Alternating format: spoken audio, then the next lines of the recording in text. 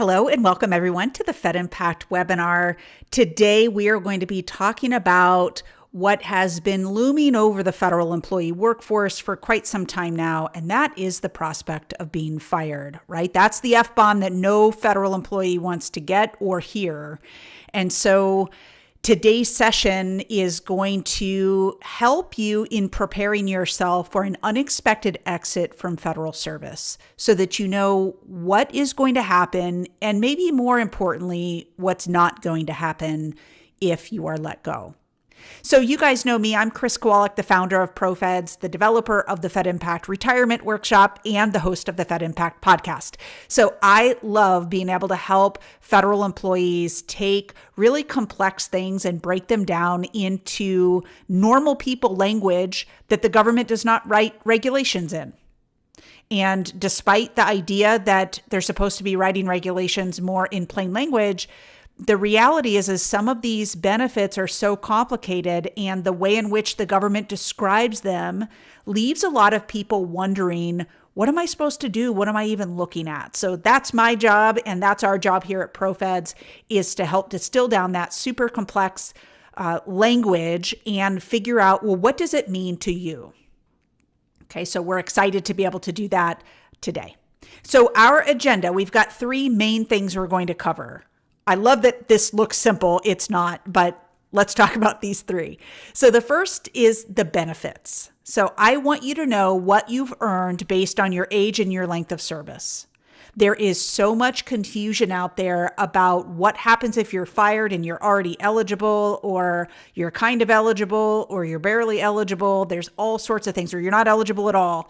I want to just cut right through all of that and give you some easy tools to be able to reference so that you know for sure.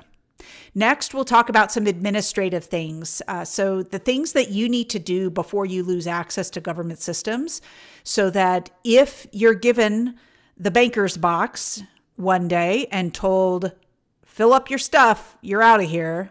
We're either closing your agency, we're closing your office.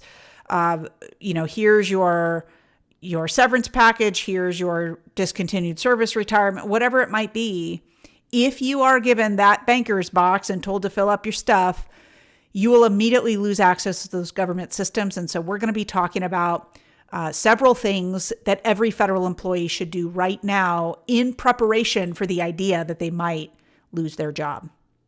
Next is the transition.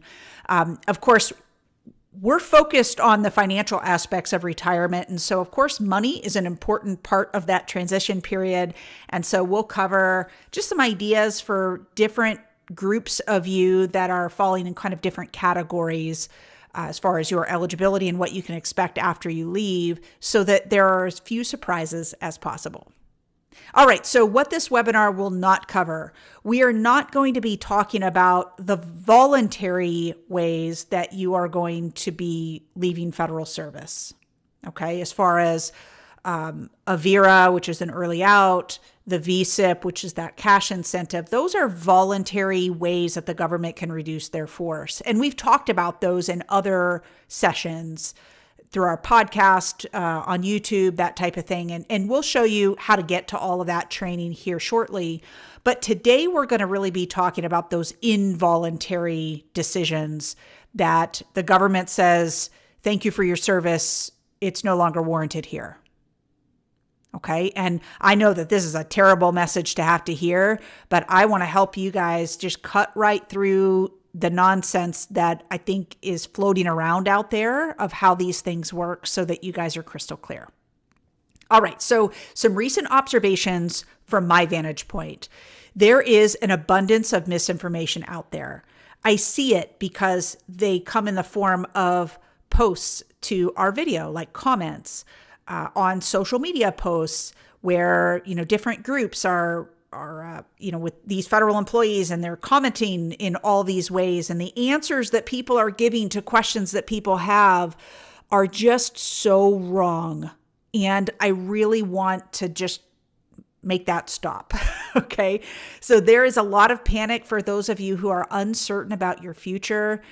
No doubt, anytime someone says, hey, listen, you no longer have a job, that's a big deal. And we want to help you to know what to expect. The other observation is that more federal employees are doing a gut check. Like, okay, if it's my time to go, what does this mean for me? How do my finances look? If I need to go get another job, I'm refreshing my resume. I'm, like doing all of those other pieces of recognizing the reality of this reduction in force and how significant it is. We have to get real with ourselves and figure out what's next. For some of you, that might be true retirement. For others, it's like opening into the next great adventure of whatever the next thing is with another job in the private sector, a contractor job, whatever it might be. But very, very important that we get that gut check right. Now, I mentioned a few minutes ago that we've done a lot of training on the broader RIF topics. So thinking of the preparation for RIF, which is things like the Voluntary Early Retirement Authority, the Voluntary Separation Incentive Payment, those pieces. And so we talk about all of that and a slew of other topics in our RIF training series. So you can get to it by going to fedimpact.com/RIF-training-series. You'll be able to see all the 22 parts that we put together for you. And I hope that that helps answer a lot of your questions. All right. So next up, let's get into some of the meat and potatoes here and talk about benefits, specifically what you have earned. And in here, I'm going to talk more about at the pension level, because that will dictate how all the benefits come to you after that. Thinking of benefits like health insurance, life insurance, TSP, all of those different pieces will be largely determined by the way in which you retire. All right, so I love being able to put together resources that are easy for federal employees to reference. And sometimes those resources fit beautifully on slides and other times they don't. And so I had to get really creative in the way I was going to present this next slide because there's a lot going on here. So I made it as large as possible so that in your handouts, it's legible, but no doubt it's small. I apologize. This is the best I could do with the space that we have. Okay, so I put this chart together because I need federal employees to understand if and when they are eligible for a pension. And here we're talking specifically about the FERS pension. For all of our CSRS employees, the vast majority of you have been fully eligible for quite some time, and so I'm not going to cover that today. My apologies in advance, but we're going to really focus on FERS employees. So again, there's a lot going on this slide, so follow along with me as we navigate to the different colors. So we're going to start with the red on the left-hand side. So if you have less than 5 years of service, you are not vested for a pension, no matter how old you are. If you leave, whether voluntarily or you're fired, there is no pension waiting for you ever. That's the easiest part that I get to teach today. Okay, now let's go to the gold section. This is kind of the other end of the spectrum, which is being fully eligible to retire. Most of you have heard these full eligibility rules. I'm going to repeat them and you'll see them demonstrated here on the slide. But if you are 62 with 5 years, 60 with 20 years, or your minimum retirement age, which for the vast majority of you would be 57, with 30 years of service, you will be fully eligible to retire. Okay, now I made a little note at the bottom because most of you know minimum retirement age spans somewhere between age 55 and 57, depending on the year you were born. But based on how old someone is now, in the year in which they were born, we're already inching up on 57. There may be a few of you who are 56 and 8 months, 56 and 10 months, but the majority of you are going to be age 57 for your minimum retirement age. So I just tried to simplify this chart, knowing that there may be some of you who could be eligible just a smidge sooner than what you're seeing on this chart. Okay.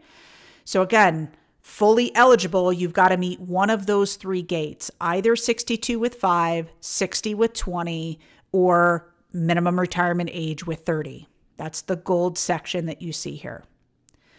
But then I want to talk about the blue section, and that is MRA plus 10. Many of you have heard this thrown around, and you might not be really sure what it means. So I want to just cover this with you.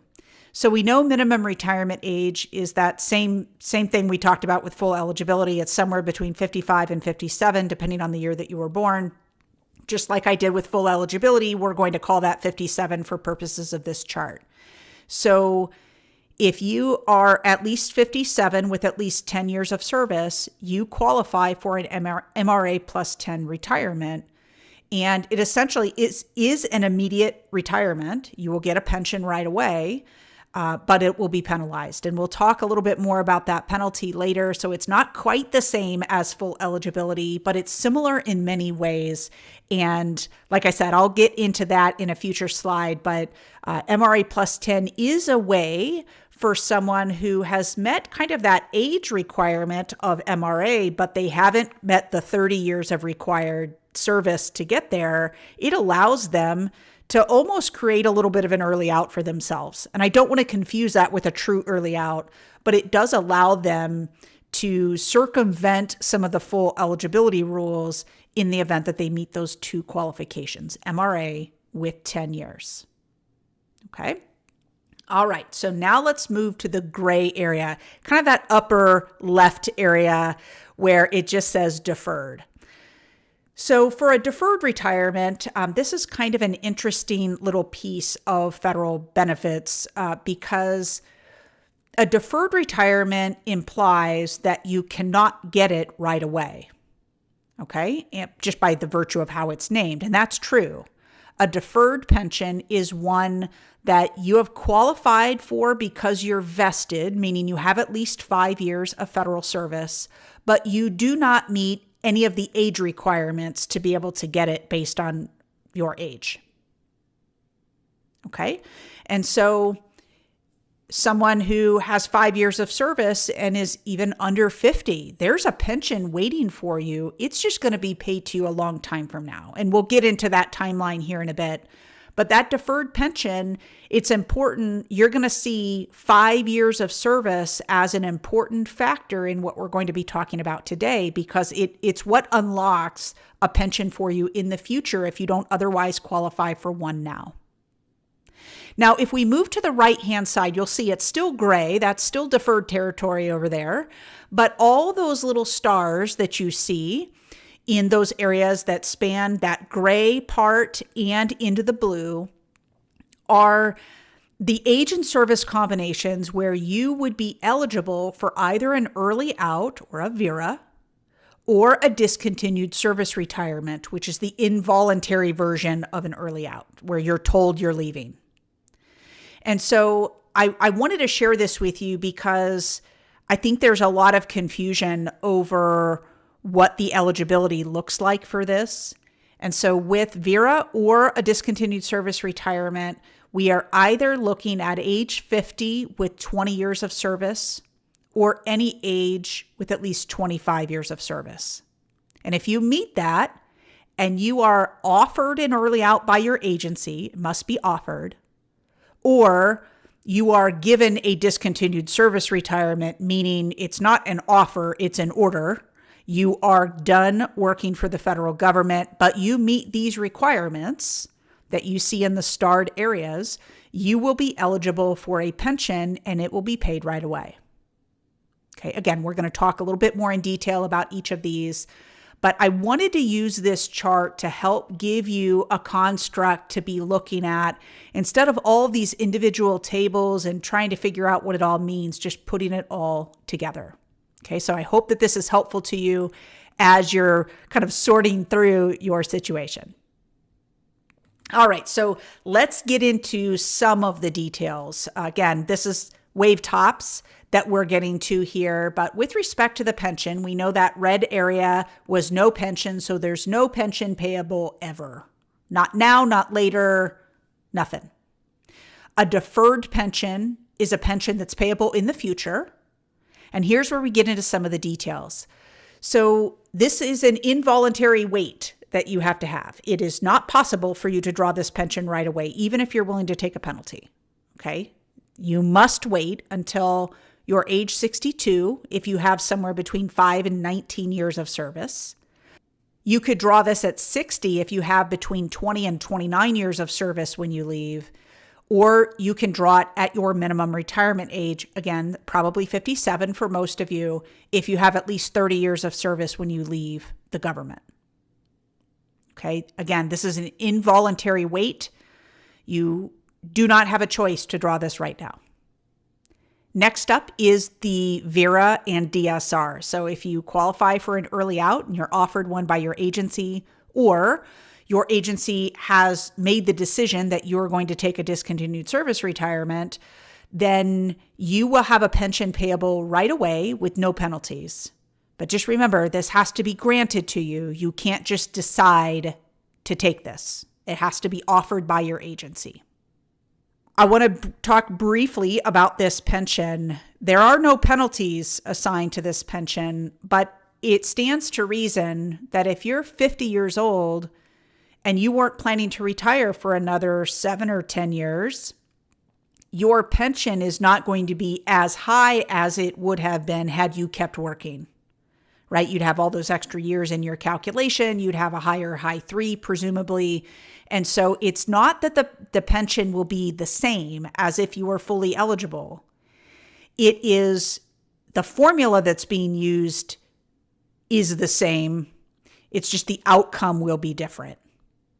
Okay, and there's no penalties assigned to it. It might feel like a penalty by not having all those years included that you otherwise would have received had you kept working.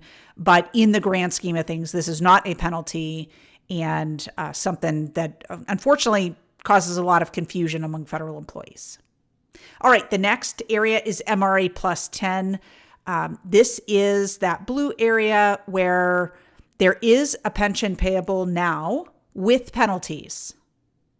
Okay, so there's kind of two different ways you can get this. If you take it right away, you are going to suffer a penalty, and it's calculated roughly 5% for every year you're under the age of 62. So if you're 57 and you go, you're going to have a 25% penalty to your pension. Now, this actually gets broken down into the monthly version. I'm not going to go into the details of that, but generally 5% per year for every year you are under 62. And it does not matter how many years of service you have. That is how the penalty is calculated. Okay, I've heard all sorts of nonsense about if you have at least 20, it's less of a penalty, and that's not true. Okay. All right. So if you wish to avoid the penalty, you can voluntarily choose to start your pension at a later age. And that later age is determined by how many years of service that you have. So you can start your pension at age 62 if you had between 10 and 19 years of service. You can start it at 60 if you had between 20 and 29 years of service.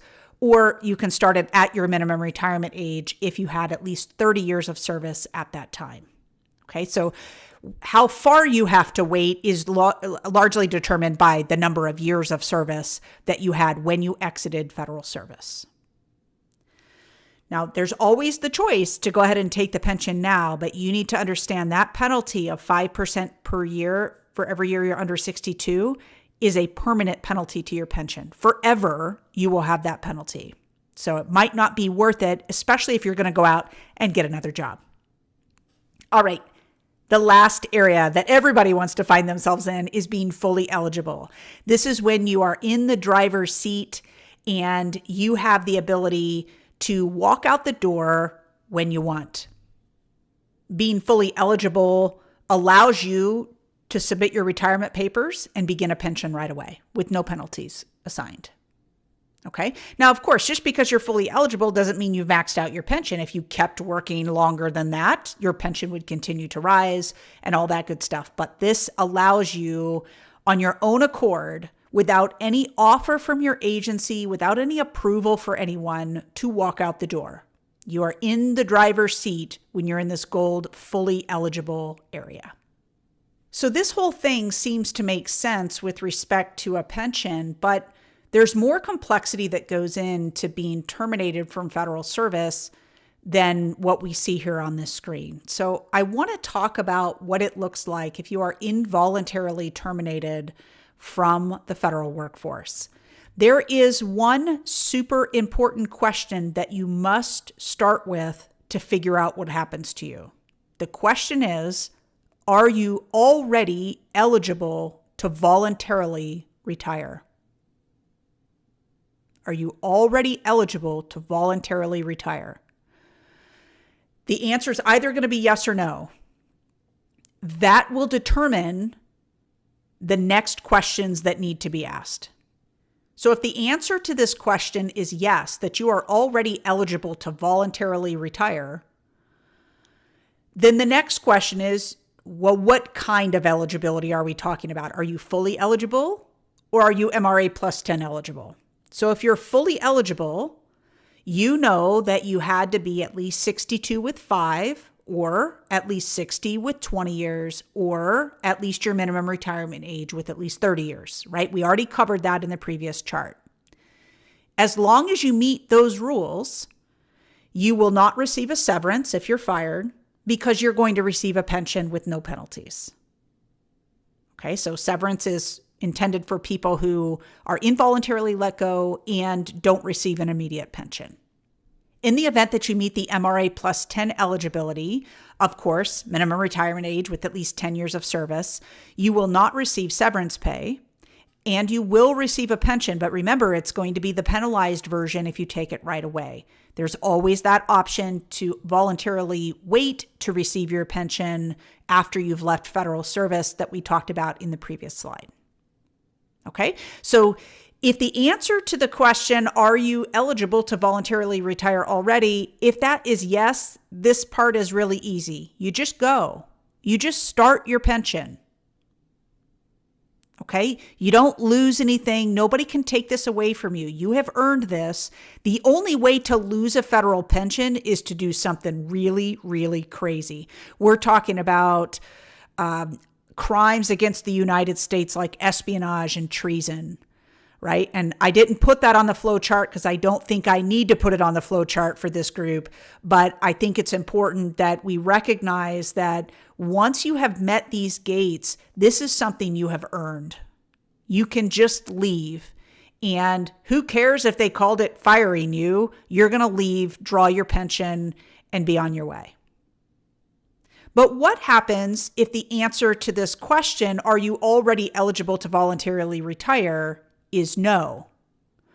Well, we can't just move to eligibility at that point. We have to ask another question. Are you being removed for misconduct or performance? So if you're part of this RIF cycle and your agency's like, all right, listen, we had to cut our force and unfortunately you didn't make the cut, then that's not you being removed for misconduct or performance. Okay, that's a reduction in force and that will carry some other rules. But if you are being removed for misconduct or performance, so the answer to that is yes, then the question is, well, how many years of service do you have at that moment in time? If you have less than 5 years of service, then you will receive no severance and no pension. Okay, there's nothing, you get the notice, you're done. That's it. There's nothing payable to you at that time. If the answer to that question of the number of years is that you have 5 or more, you are also not going to get a severance, but you will receive a pension. Remember, this is a deferred pension, the one that as long as you have at least 5 years of service, there is something waiting for you in the future. Again, these scenarios only apply if you're being removed for misconduct or performance. If you are not being removed for misconduct or performance, then the question is, how many years of service do you have? That will dictate what happens. If you have less than 1 year of service, there will be no severance and no pension payable to you, right? You're likely in your probation year. There is no severance, no pension. If you have between 1 and 4 years of service, you are going to receive a severance, but no pension, right? Remember, because you don't have at least 5 years, there's no pension waiting for you.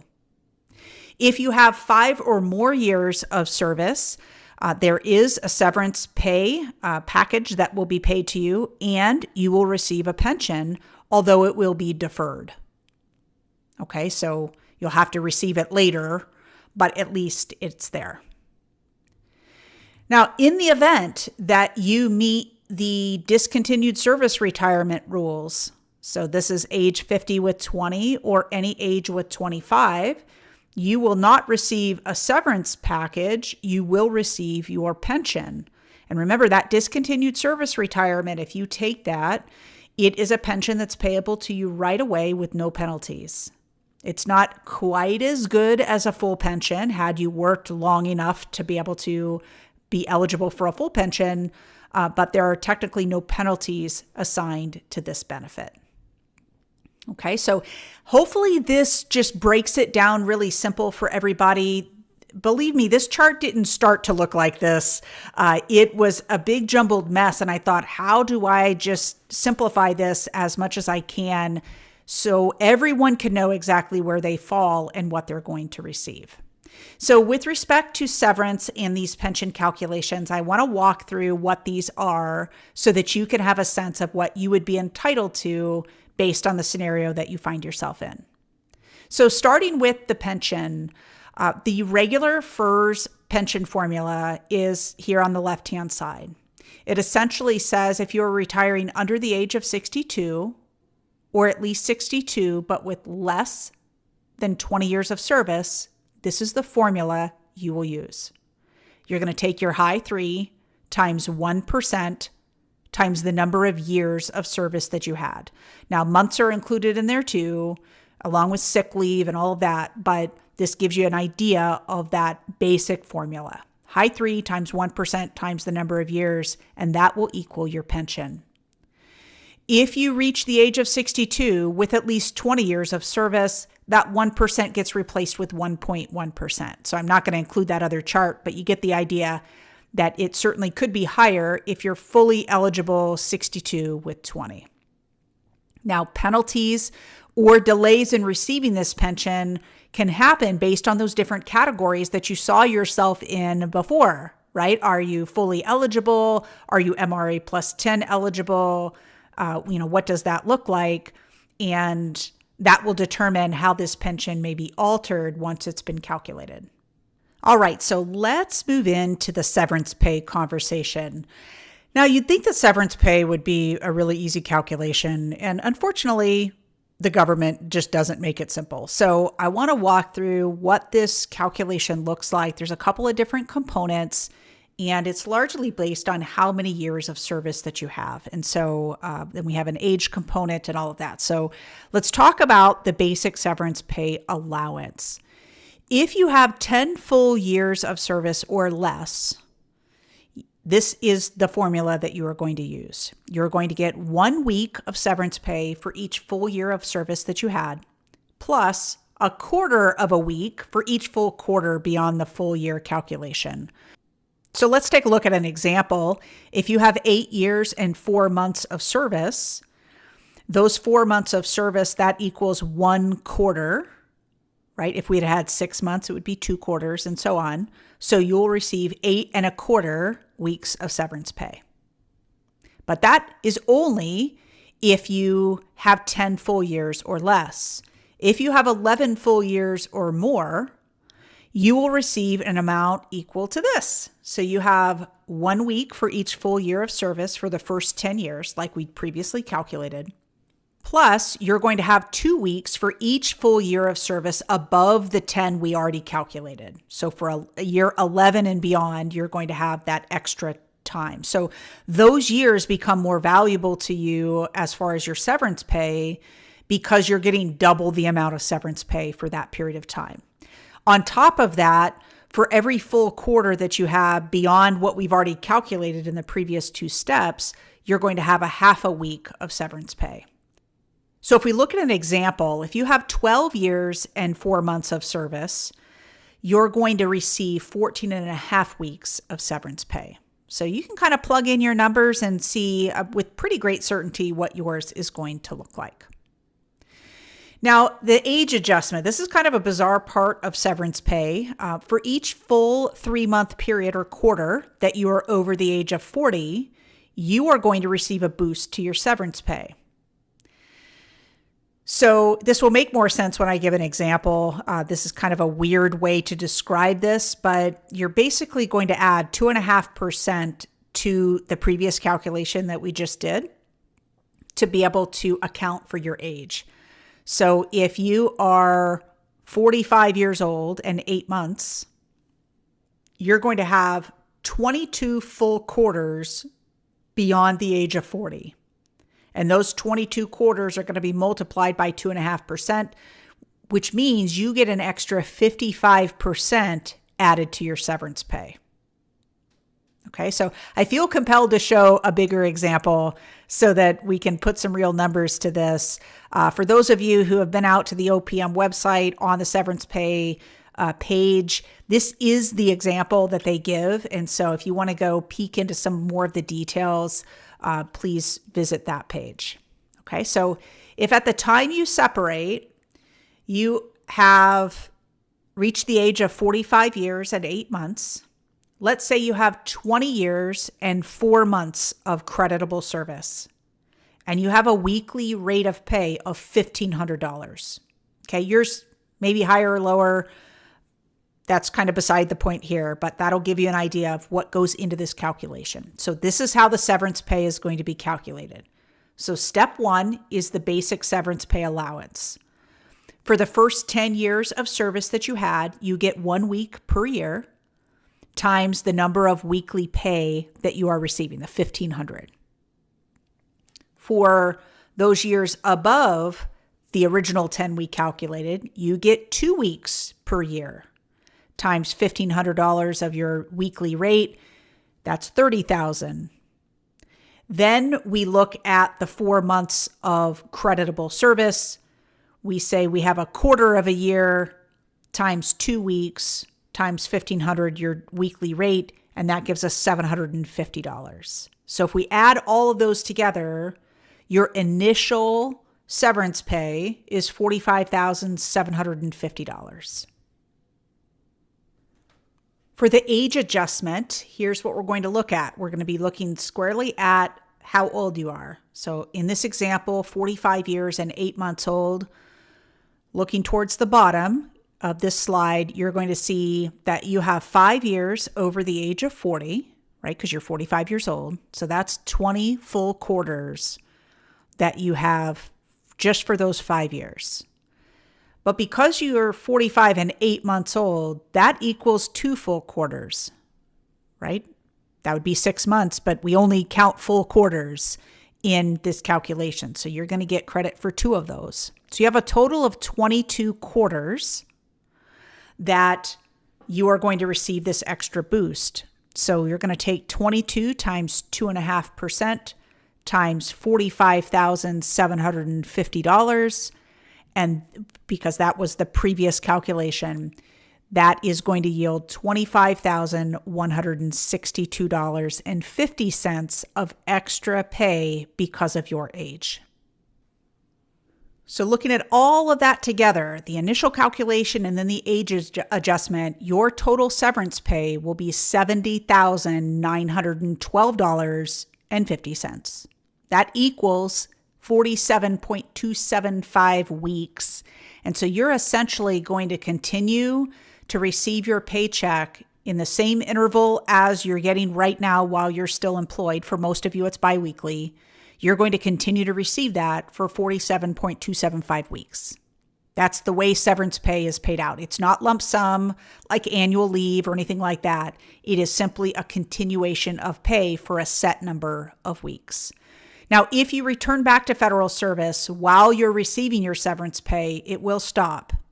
But if you return to federal service after your severance pay has already been paid to you in full, you will not need to repay any of that money. Okay, that's different than the VSIP, the voluntary separation incentive payment, the cash incentive to leave. This one is very different. As long as it's already been fully paid to you, you're good to go. You could return back to the government.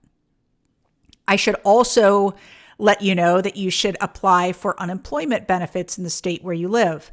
Now, every state runs their own unemployment plan. And so how you qualify and for how long and what the benefits are, that is something you're going to have to get from your state.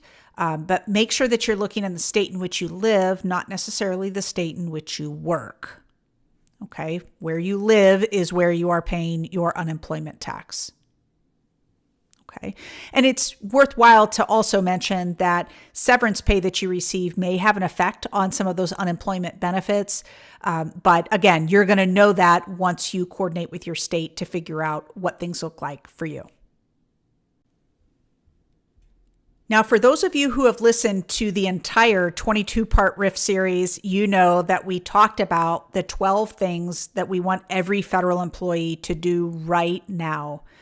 We just don't know who's on the chopping block. And so by default, everybody's on the chopping block. And we should make sure that we're thinking about what to do to protect ourselves in the event that you get the cardboard box handed to you to fill up and walk out the door. So we have the top 12 things. Let's get started. Number 1 is download your entire official personnel file. Okay, there's an electronic version. This is the record of your service, right? This is what your agency has. And so they're going to be looking to this with respect to preparing your retirement package for OPM. And very important that you have a copy because you will lose access to this once you leave service. So your agency has probably granted you access to your EOPF. There's lots of different ways that they can do that. But whatever the way is that they have allowed you to access this, it is important that you go in and download the entire file. Now, it's not all that intuitive of what you're supposed to do, but we've made it really easy by putting some instructions on our website. You can go to fedimpact.com/EOPF, and you will see the step-by-step process of what you need to do to be able to download the entire document. Okay, and have a thumb drive handy, or be able to email it to yourself. You're going to password protect it because it's got PII in it, but that way you have that as a record, and there's no question at all what happened during your service history because you have a copy of it. All right, number 2, download your last 3 years of pay stubs. So you definitely want to have the pay stubs. I mean, if you could have all of them, I suppose that would be awesome. But at some point you're like, what do I do with this? Well, it's helpful when you have your last 3 years of pay stubs because presumably that's where your highest 3 years of earnings were. And so if there's any question as to when pay raises happened, when promotions or step increases happened, when you're tallying that up, if you don't think OPM's right, you can look back at least to your pay stubs and know for sure. Otherwise, you're just going to be beholden to whatever they calculate. Some people have even suggested, hey, go back and get 5 years because then you're going to see FEHB and FEGLI on there that you're paying for as justification for meeting the 5-year rule. And so by all means, if you want to go back 5 years, great. Some payroll processors don't let you go back quite that far. So log in, see what you can access, and get everything that you can in some easy clicks. All right, number 3, download your training record. So throughout your federal career, you've gone through plenty of training, so courses, and you've received certifications for things. And if you're going out and looking for another job, that record of the training that you've received could be really helpful. Otherwise, you're going to have to recall from memory what those are. And certainly if your new position requires a copy of a certificate that you completed some training, if you don't have that already, you're not going to be able to provide it to them. So it's better to have it and not need it than need it and not have it. So download that training record. Make it easy on yourself. Number 4, update your login information to your payroll processor. So if you use your government email to log into your payroll system, so if you have MyPay or any of these other systems that your agency may let you have access to, you want to make sure to put your personal email in there as well. Some systems allow you to have 2 different emails associated. Others are just going to have one, but you want to make sure that if there's any kind of 2-factor authentication that needs to happen, maybe it recognizes you're logging in from a different location and they need to verify that it's you. If you only have your government email on there, you are not going to have access to that system. Okay, so you're not going to be able to access any of those documents. Why this is helpful here kind of at the end of your career is you want to make sure that you're able to go in and get your final pay stub that has your annual leave payout. Your accountant is probably going to want a copy of your latest pay stub or your last pay stub, and you being able to log in will be the easiest way for you to do that.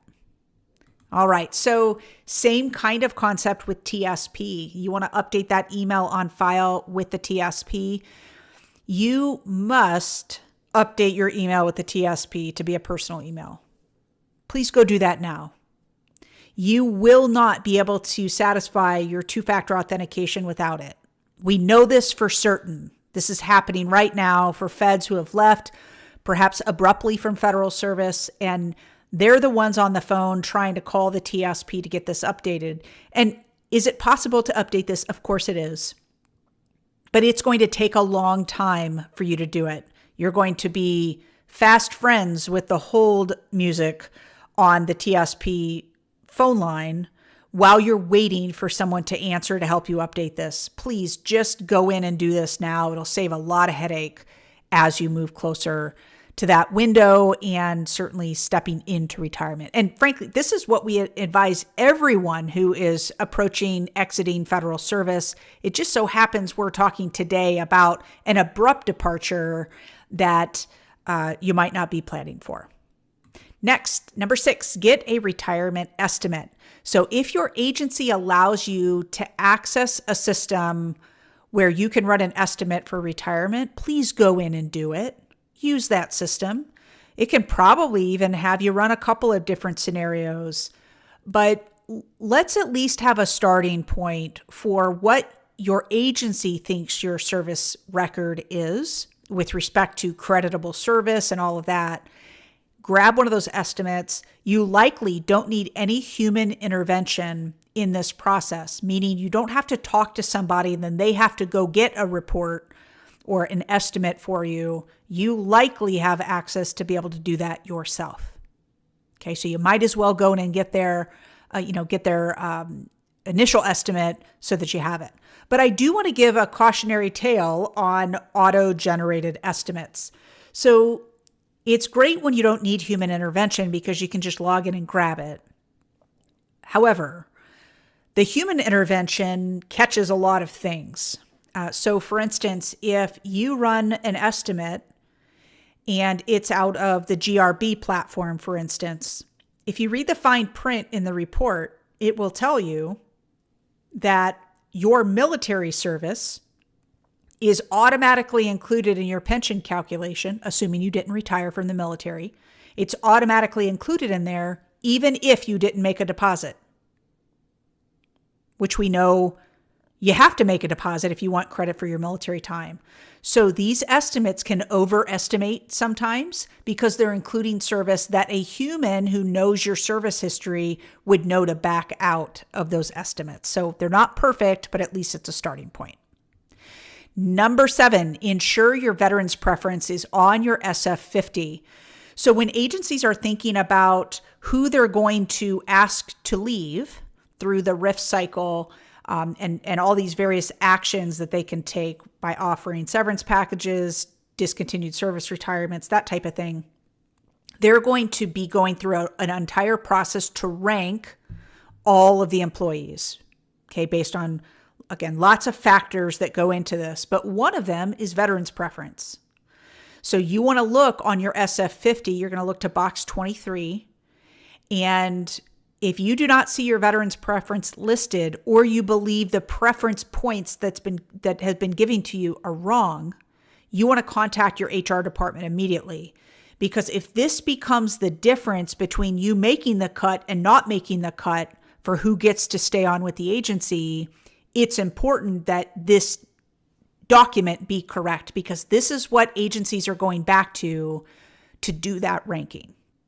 Number 8, this is your last chance to make military deposits, and be sure to keep your receipts. Okay, so any military deposits that you have that you wish to make, you have to have those completed before you separate from service. This is not a fast process by any stretch. It typically is several months to be able to get this done. I actually saw a report that the average time that it took to get a military deposit process completed was 200 days. That's crazy to me.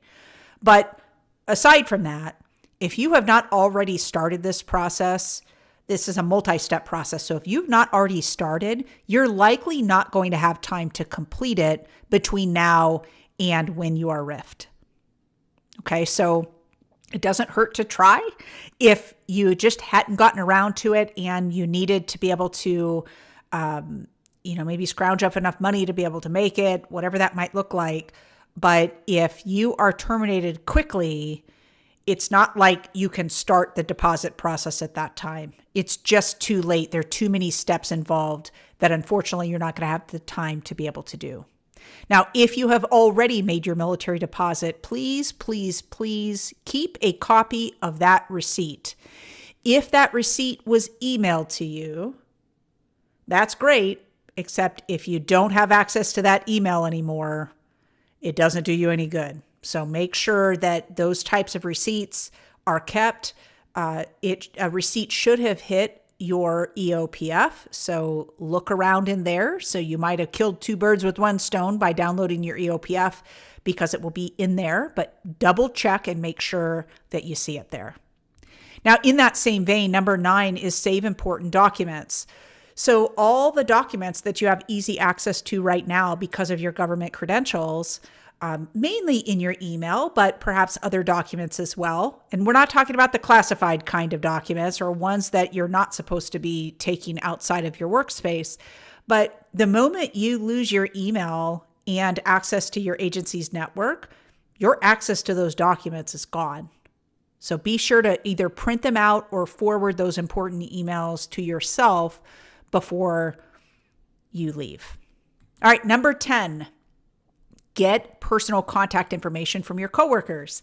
So chances are you probably want to stay in touch with some people at work, maybe not all of them, but if you want to be able to do that, be sure to grab contact information at a personal level, cell phone numbers, email addresses, so that if you both leave federal service, you're able to contact one another. That job that you've held has been a way for you to be connected, but if you no longer have that connection, how do you communicate with one another? So just make sure to get that.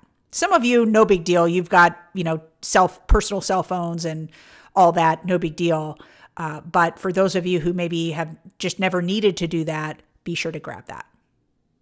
Number 11, update your beneficiaries. Now here we're talking about your federal beneficiaries on your federal benefits, but I would argue update all of them if you believe that any of them might be out of date. So it will take you about 10 minutes to complete your federal beneficiaries. There are 4 different ones that you need to complete. Your agency system might allow you to see who's listed. Some of them do, some of them don't. But if you can't find out in a hot second who is the beneficiary by logging into your agency system, please just go get the new forms and fill them out and refile them. It will override anything that you've already got on file. If it happens to be the exact same designation, it's no big deal. But that way, you're not wondering, did I update this when I got married? Right? Those are important questions to ask. And so we've made it really easy for you to get your beneficiary documents. You can go to fedimpact.com/Benny, BENE. That's just short for beneficiaries. If you go to that link, you'll get there too.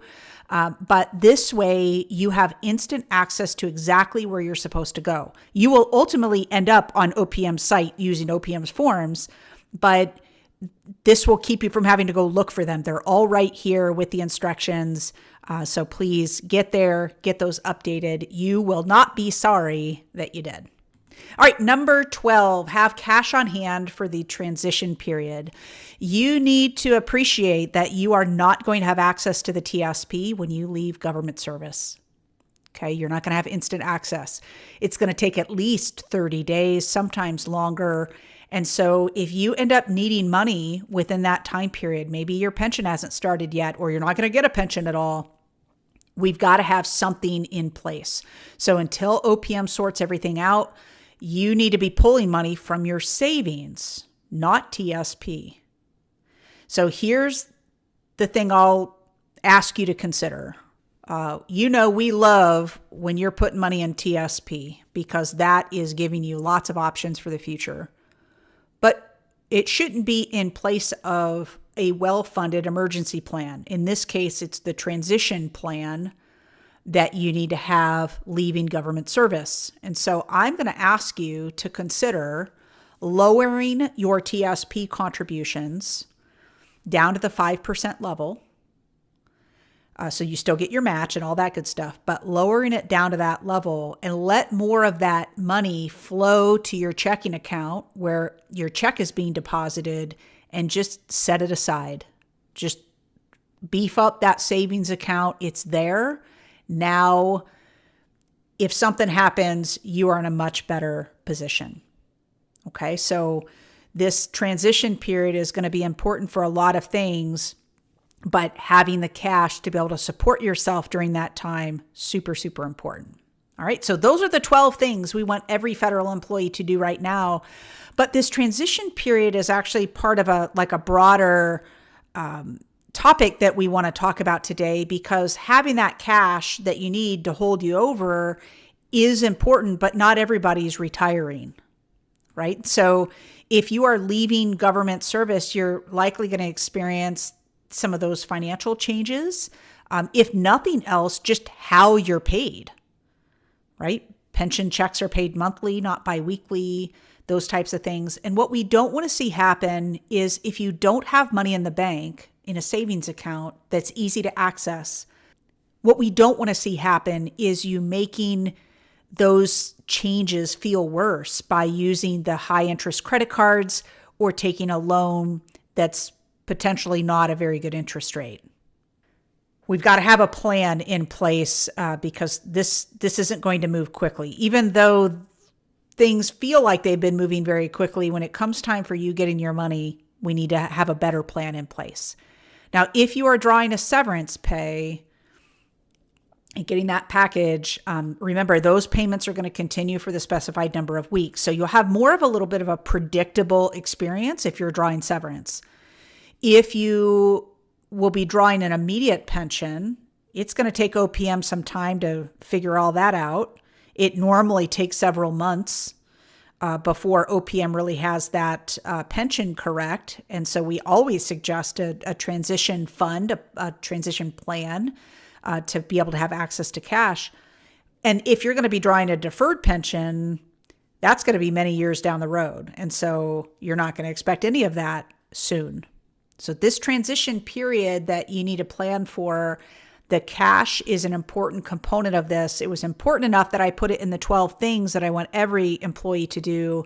But I wanted to highlight it here because it's such an important aspect of making that step outside of government service and it not starting out bad for you financially. So aside from webinars like this, you guys know that we do a lot of training for federal employees, and our job is to help you to retire with confidence. That is something that I've seen lacking in the last couple of months as everything has been moving so rapidly and in an unorthodox way.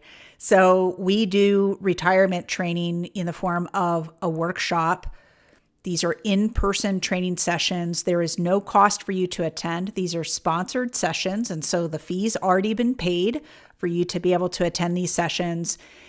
These are full-day classes, and we cover all of the federal benefits topics and the decisions that you're going to be making as you step foot outside of government service. One of the best parts of this workshop, in my opinion, is that you have some opportunity for some one-on-one help after the workshop to be able to get your specific questions answered. Okay, that comes to every employee who wishes to do so following the workshop. And I hope that you'll take advantage of that. You can see all of the locations and the dates by going to fedimpact.com/attend. Okay, you'll see a map. You can either click on your state or scroll down a little bit, and you'll see the long list of locations and dates that are currently available. Well, I want to thank you for joining us today. I know that there's an awful lot going on in the federal space that requires a lot of attention, and we're happy to be able to provide that to you through these webinars and through our workshops. So remember, to find a workshop, you can go to fedimpact.com/attend, and to sign up for the next webinar or see any of the replays that we have available for you of all of our past webinars, please go to fedimpact.com/webinar. All right. Thank you so much for joining us today. We'll see you next time.